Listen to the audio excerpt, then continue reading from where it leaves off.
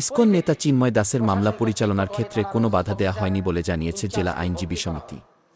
সমিতির সভাপতি অ্যাডভোকেট নাজিম উদ্দিন জানান, গত ২ ডিসেম্বর মামলায় শুনানিকালে কোনো আইনজীবী উপস্থিত না হওয়ায় আদালত মামলাটি নথিজাত না করে পরবর্তী শুনানির ধার্য করেছেন।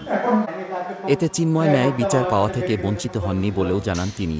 বিকেলে আইনজীবী সমিতি মিলনায়তনে চট্টগ্রাম জেলা আইনজীবী সমিতি আয়োজিত সংবাদ সম্মেলনে তিনি এসব কথা বলেন। সংবাদ সম্মেলনে অ্যাডভোকেট সাইফুল ইসলাম আলিফ হত্যাকাণ্ডের সাথে জড়িতদের গ্রেফতারসহ এক দফা দাবি তুলে ধরে মামলার দ্রুত চার্জশিট প্রদান করে দ্রুত বিচার ট্রাইব্যুনালে বিচার দাবি করা হয়। সংবাদ সম্মেলন থেকে ভারতীয় বিভিন্ন প্রচারমাধ্যমে মিথ্যা অপপ্রচার চালাচ্ছে বলেও অভিযোগ করা হয়। সংবাদ সম্মেলনে লিখিত বক্তব্য পাঠ করেন সমিতির সাধারণ সম্পাদক অ্যাডভোকেট আশরাফ হোসেন চৌধুরী। উপস্থিত ছিলেন বার কাউন্সিল সদস্য অ্যাডভোকেট বদরুল আনোয়ার সহ সিনিয়র আইনজীবীরা। আমরা একটা তদন্ত কমিটি করেছি ৫ সদস্য বিশিষ্ট।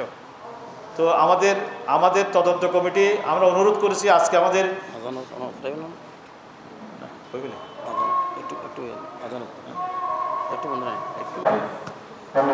জি ধন্যবাদ। আপনি যে প্রশ্নটা প্রথমে করেছেন, কোর্ট বিলিংয়ের প্ল্যাটফর্ম থেকে, কোর্ট বিলিং থেকে এবং পর্যায়ক্রমে চেম্বার প্রতিষ্ঠান এবং সংগঠন সবাই ঐক্যবদ্ধ থাকবেন। এবং আমরা এখনও বলি যে স্পষ্টভাবে আমাদের দাবি হচ্ছে ইসকন একটি সন্ত্রাসী দল এবং তাদের সন্ত্রাসী কর্মকাণ্ডের জন্য তাদের নারকীয় সন্ত্রাসী কর্মকাণ্ড গত ২৬ তারিখ বাংলাদেশের মানুষ দেখেছেন চট্টগ্রাম আদালত অঙ্গনে। আমি মনে করি যে ইসকনকে নিষিদ্ধ ঘোষণা করা হোক এবং আমাদের দাবি থাকবে স্পষ্ট, ইসকনকে নিষিদ্ধের বিষয়ে আমাদের দাবি আছে। আরেকটা বিষয় হচ্ছে যে চিন্ময় দাসকে মামলার আসামি করা।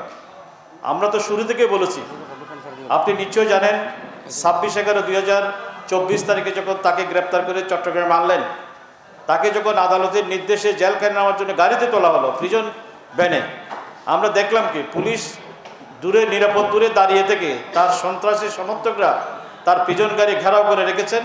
সবচেয়ে বড় কথা হলো যে সে মাইকে বক্তব্য দিয়ে, সিএমপির মাইকে বক্তব্য দিয়ে তার সমর্থকদের আহ্বান জানিয়েছেন তার কর্মসূচি চালিয়ে যাওয়ার জন্য। সেই বক্তব্যের পরে তার সন্ত্রাসীরা অতি উৎসাহী হয়ে তার গাড়ি ঘেরাও করেছে। দীর্ঘ ৪ ঘন্টা পর্যন্ত গাড়ি ঘেরাও ছিল। পরবর্তীতে তারা সমস্ত কর্মকাণ্ড করেছেন। আমরা আইনজীবী, আমরা অন্য কোনো সংস্থার লোক না, আমরা পেশাদার আইনজীবী। আমরা মনে করি যে ফৌজদারি অপরাধের সাথে তার সরাসরি বক্তব্যের মাধ্যমে জড়িত ছিল। আমরা প্রথমও দাবি করেছি, এখনও দাবি করছি।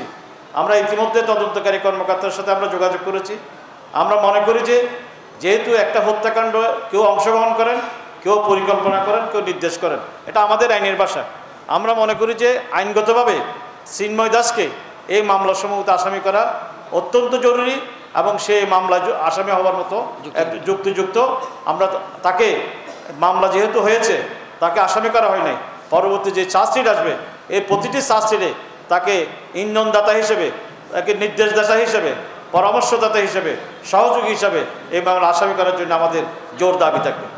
আর পাশাপাশি তার পরিবারের বিষয় যে আপনি বলেছেন, আমরা বলতে চাই, আমরা আইনজীবী সমিতি ইতিমধ্যে আমরা আমাদের এই হত্যাকাণ্ডের পরে আমাদের কোনো আনুষ্ঠানিক মিটিং হয় নাই, তবে আমাদের একটা প্রাথমিক আলোচনা আমাদের হয়েছে। আমরা এখনও বলবো না, আমরা বসে আগামী এই মাসে আমাদের একটা সভা আছে। আমরা আশা করি আইনজীবী সমিতি তার পরিবারের পাশে থাকবে। আমরা তার পরিবারকে অর্থনৈতিক সাপোর্ট দেওয়ার যতটুকু সম্ভব আমাদের থেকে সর্বোচ্চভাবে আমরা চিন্তা করব, এটুকু আমাদেরকে আশ্বস্ত করতে পারি।